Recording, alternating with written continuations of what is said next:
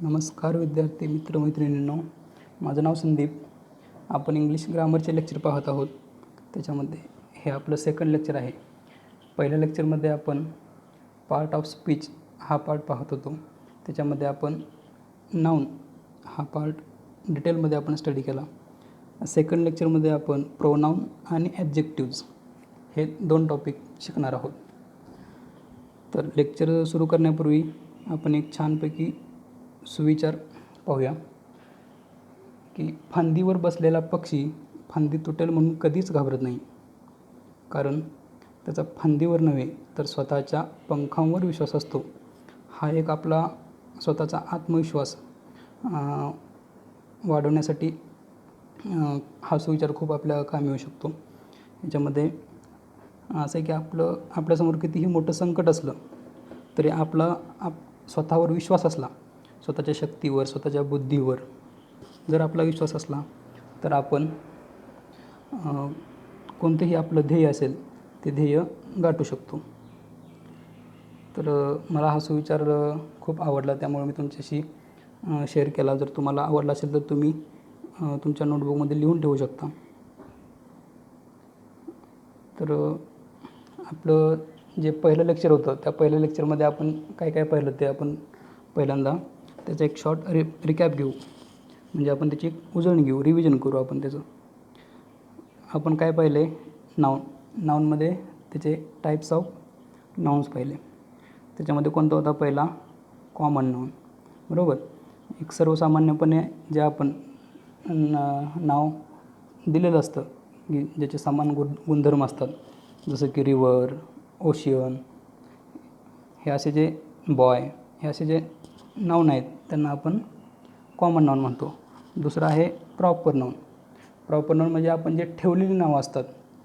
एखाद्या नदीला जर आपण नाव ठेवलं गंगा, तर ते गंगा हे काय झालं? प्रॉपर नाऊन झालं. एखाद्या ओशियनला आपण किंवा एखाद्या समुद्राला आपण नाव ठेवलं हिंदी महासागर, तर तो काय आहे? हिंदी महासागर. असे आपण बरेचसे एक्झाम्पल पाहिले होते. त्याच्यामध्ये तिसरा होता कलेक्टिव्ह नाऊन. कलेक्टिव्ह नाऊन म्हणजे समूहवाचक नाम, जसं की सेट, बरोबर. सेट, बंडल, ग्रुप हे काय होते? समूहाला दिलेली नावं होती. त्यामुळं आपण काय म्हणतो त्यांना? कलेक्टिव्ह नाऊन किंवा समूहवाचक नाऊन. चौथं होतं मटेरियल नाऊन, जसं की मिल्क, गोल्ड, बरोबर. आणि पाचवं आणि सर्वात शेवटचं आहे की ॲब्स्ट्रॅक्ट नाऊन. ॲब्स्ट्रॅक्ट नाऊन म्हणजेच भाववाचक नाम. याच्यामध्ये हॅप्पीनेस, ऑनेस्टी, ब्युटी हे आपण एक्झाम्पल पाहिले होते. तर आपण आज सुरू करतो आहे प्रोनाऊन. प्रोनाऊनलाच काय म्हणतात? सर्वनाम. हे सर्वनाम म्हणजे काय असतं नेमकं? The word which is used instead of noun is called pronoun. म्हणजेच नामाऐवजी वापरल्या जाणाऱ्या शब्दाला काय म्हणतात? सर्वनाम. हे आपण एक उदाहरणाच्या माध्यमातून पाहू. निलेश इज माय फ्रेंड, हे फर्स्ट वाक्य. ह्याच्यामध्ये काय आहे? निलेश हे काय आहे? नाऊन आहे. And he lives in Pune. आता ही हा जो वर्ड आहे ही वर्ड आपण कशासाठी वापरला? हा निलेशचं नाव रिपीट होऊ नये त्यासाठी आपण काय वापरला? ही वापरला. म्हणजे नामाऐवजी आपण काय वापरलं? सर्वनाम वापरलं. त्यामुळं ही हे काय आहे? प्रोनाऊन आहे आणि निलेश हे नाऊन आहे, बरोबर. आता इथं शी का नाही वापरलं आपण? हीच का वापरलं ते तुम्हाला माहिती आहे. कारण जर इथं जर हे नाऊन जर मुलगी असती किंवा फिमेल असतं तर आपण काय वापरलं असतं? इथं सी वापरलं असतं, बरोबर. आता आपण नाऊनचे प्रकार पाहू. त्याच्यामध्ये पहिला प्रकार आहे पर्सनल प्रोनाऊन्स किंवा पुरुषवाचक सर्वनामे. आता हे I, we, you, he, she, it आणि दे हे पर्सनल प्रोनाऊन्स आहेत. आता आपण कोणतंही संभाषण सुरू असताना त्याच्यामध्ये संभाषणामध्ये कोण सहभागी असतं? एक बोलणारा असतो आणि एक ऐकणारा असतो, बरोबर. आता या संभाषणामध्ये जो बोलणारा असतो त्याला आपण म्हणतो फर्स्ट पर्सन. जो ऐकणारा असतो तो सेकंड पर्सन आणि ज्याच्याविषयी आपण बोलतो तो असतो थर्ड पर्सन. समजा मी हा बोलणार आहे. आपण एक एक्झाम्पल घेऊ. मी हा बोलणार आहे आणि तुम्ही सर्व विद्यार्थी काय करताय? ऐकताय. तर याच्यामध्ये मी जर माझ्याविषयी बोलत असेल तर मी सर्वनाम काय वापरेल? आय वापरेल. प्रत्येक वेळेस मी संदीप म्हणण्याविषयी मी काय वापरेल? आय वापरेल, बरोबर. आता मी जर तुमच्याविषयी बोलायचं असेल मला तर मी काय म्हणेल? यू म्हणेल, बरोबर. आणि आपण ऐकणारा आणि बोलणारा हे आपण दोघं सोडून जर तिसरा कोणी असेल तर त्याला काय आपण म्हणतो? थर्ड पर्सन म्हणतो. आणि त्यांच्यासाठी सर्वनाम काय वापरतो? जर तो एकटाच असेल किंवा एकटीच असेल. जर तो एकटाच असेल किंवा तो पुरुष असेल तर आपण काय वापरतो? ही वापरतो.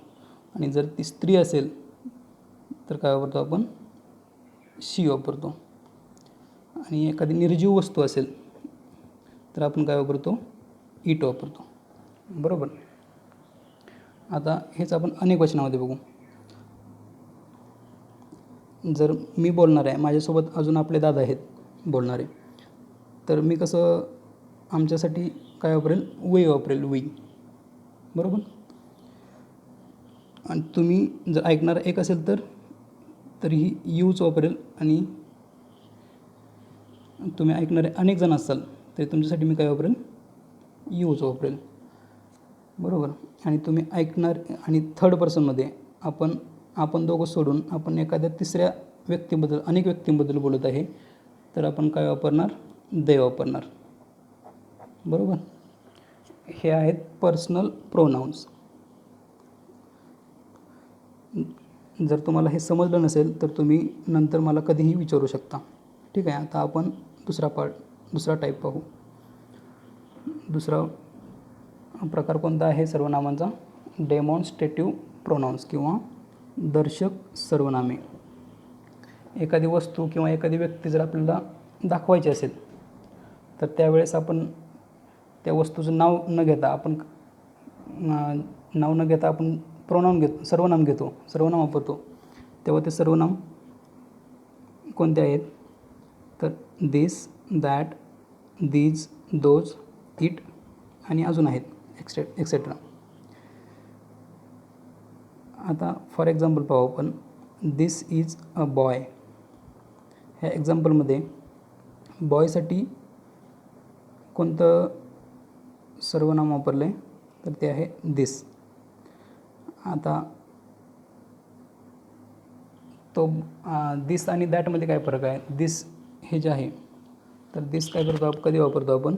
जेव्हा व्यक्ती किंवा वस्तू आपल्या जवळ असते. जवळची वस्तू दर्शवण्यासाठी आपण दिस वापरतो. आणि दूरची वस्तू किंवा लांबची वस्तू आपण जर दाखवायची असेल तर आपण काय वापरतो? दॅट वापरतो. जर एखादा मुलगा आपल्यापासून लांब असेल तर आपण काय म्हणतो? दॅट इज अ बॉय, बरोबर. आता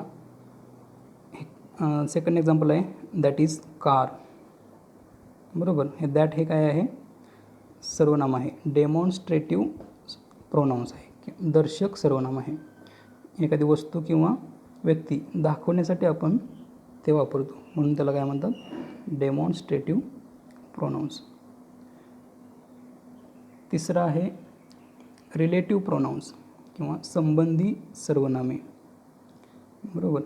आता हे कोणते आहेत? फिच, व्हॉट, हू, हुज आणि हुम हे सगळे WH ने सुरू होणारे आहेत. आता ह्याचे आपण एक्झाम्पल बघू. त्या एक्झाम्पल बघितल्यानंतर आपल्याला क्लिअर कळेल हे. एक्झाम्पल पहिलं आहे I read the book Faster Fene. हे फास्टर फेने काय आहे? बुकचं नाव आहे. I read the book Faster Fene full stop. Which was very interesting. आता फिच हे कशासाठी वापरलं आहे? Which was very interesting. काय इंटरेस्टिंग आहे? तर फास्टर फेने, म्हणजे हे बुक ह्या फास्टर फेने या नाऊनसाठी हे फिच हे काय वापरले? सर्वनाम वापरले. सेकंड एक्झाम्पल पाहू आपण. साक्षी इज माय फ्रेंड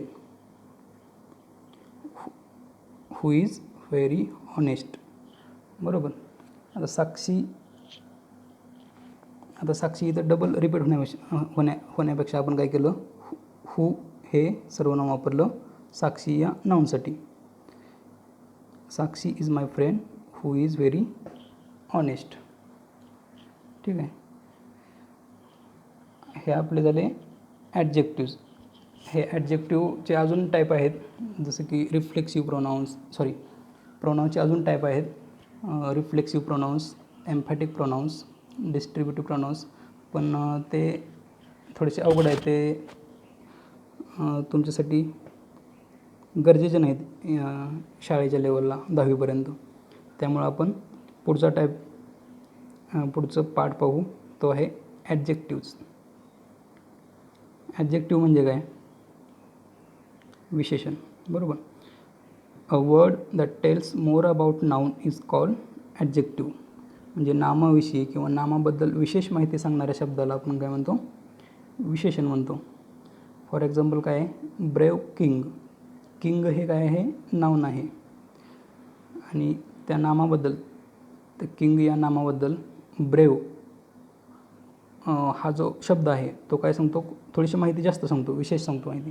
तो किंग कसा आहे? ब्रेव आहे, साहसी राजा आहे. बरोबर. दुसरं एक्झाम्पल आहे गुड गर्ल. गुड हे गर्ल या नामाविषयी विशेष माहिती सांगतं. बरोबर. आता आपण ॲडजेक्टिव्हचे टाईप्स पाहू. पहिला आहे ॲडजेक्टिव्ज ऑफ क्वालिटी, म्हणजेच गुणविशेषण. For example big, small, tall, clever, honest. ठीक आहे. तर गुणविशेषण काय असतं की नामाचा गुणविशेष सांगणाऱ्या विशेषणाला काय म्हणतात? गुणविशेषण किंवा ॲडजेक्टिव्ह ऑफ क्वालिटी म्हणतात. बरोबर. याच्यामध्ये आपण काही एक्झाम्पल घेऊ शकतो. Sweet fruit. स्वीट हे काय आहे? गुण आहे, एक गोड फळ आहे. बरोबर. Sweet fruit. स्वीट हे काय आहे? गुणविशेषण आहे. क्लेवर बॉय, हुशार मुलगा. बरोबर. अजून एक एक्झाम्पल काय? Wise man. बरोबर, शहाणा माणूस. Tall building.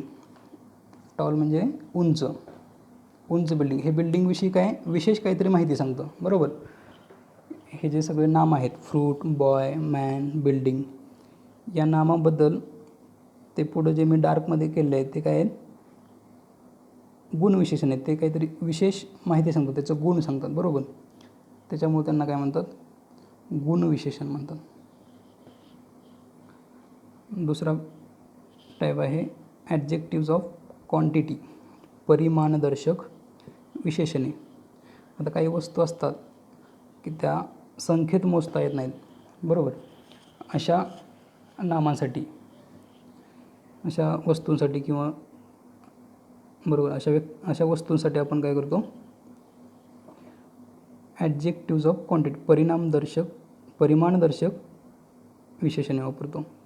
For example much, enough, some, more, etcetera. Some milk, मला काही दूध, थोडंसं दूध. बरोबर. मोर वॉटर, जास्त पाणी. हे पाण्याबद्दल काय? परिमाणदर्शक विशेषण आहे. म्हणजे ते कमी जास्त या पद्धतीनं काय सांगतं आपल्याला? विशेष माहिती सांगतं. इनफ फूड, पुरेसं अन्न. ज्यामध्ये मिल्क, वॉटर, फूड हे ऑब्वियसली काय आहेत? नाऊन आहेत. आणि सम, मोर, इनफ हे काय आहेत? ॲडजेक्टिव्ज आहेत. तिसरा आहे ॲडजेक्टिव्ज ऑफ नंबर, संख्या विशेषण. आता ह्याच्या एक्झाम्पल आपण घेतलेत बघा.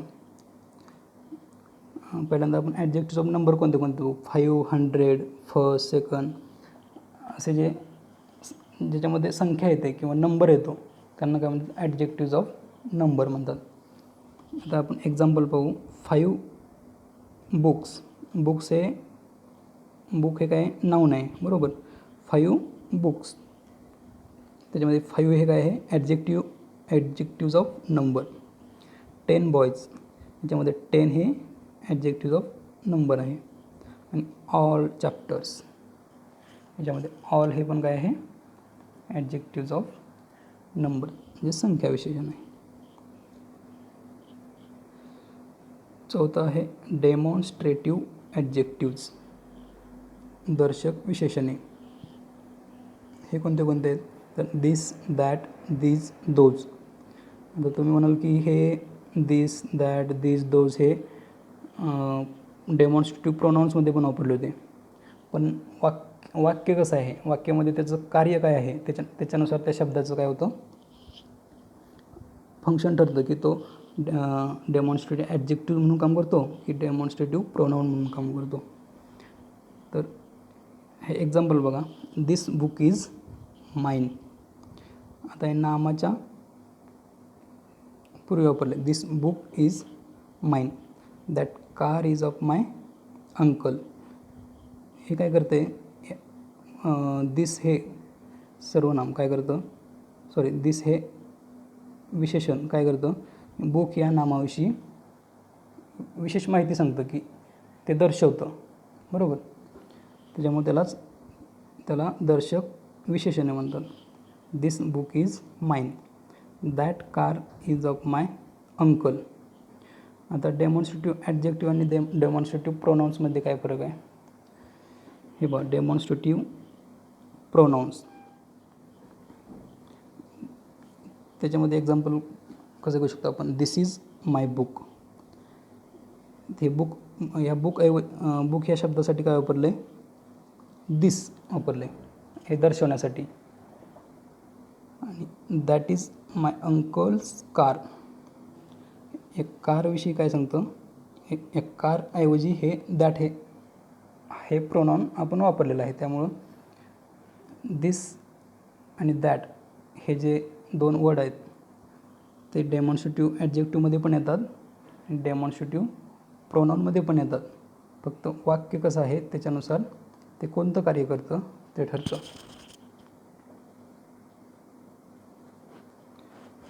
पुढचा टाईप आहे पजेसिव्ह ॲडजेक्टिव्ज. त्याचे एक्झाम्पल काय, my, your, her, his. Possessive adjectives म्हणजे स्वामित्ववाचक विशेषण. स्वामित्व म्हणजे मालकी हक्काचं, कोणाच्या मालकीचं, माझा आहे का तुझा आहे का त्याचा आहे. हे जे शब्द आहेत हे काय आहेत, माय, युअर, हर, हिज, इट्स हे काय आहेत, मालकी दर्शवणारे वर्ड्स आहेत. फॉर एक्झाम्पल पाहू आपण. This is my book. आता हे बुक हे काय आहे, नाऊन आहे. पण त्या नामाबद्दल विशेष माहिती काय सांगतं की ते बुक कोणाचं आहे, माझं आहे ते बुक, बरोबर. That car is that is your car. ज्यामध्ये हे कार कोणाची आहे, कारबद्दल माहिती सांगते. हे युअर जे ॲडजेक्टिव्ह आहे ते काय करतं, कारबद्दल विशेष माहिती सांगतं की ते कार कोणाची, बरोबर. म्हणजे युअर हे काय आहे, पजेसिव्ह ॲडजेक्टिव्ह आहे. अशा रीतीने आपण प्रोनाऊन आणि ॲडजेक्टिव्हचे टाईप्स पाहिले आहेत विथ एक्झाम्पल, बरोबर. आता नेक्स्ट लेक्चरला आपण पाहणार आहे फर्ब. फर्ब म्हणजे क्रियापद.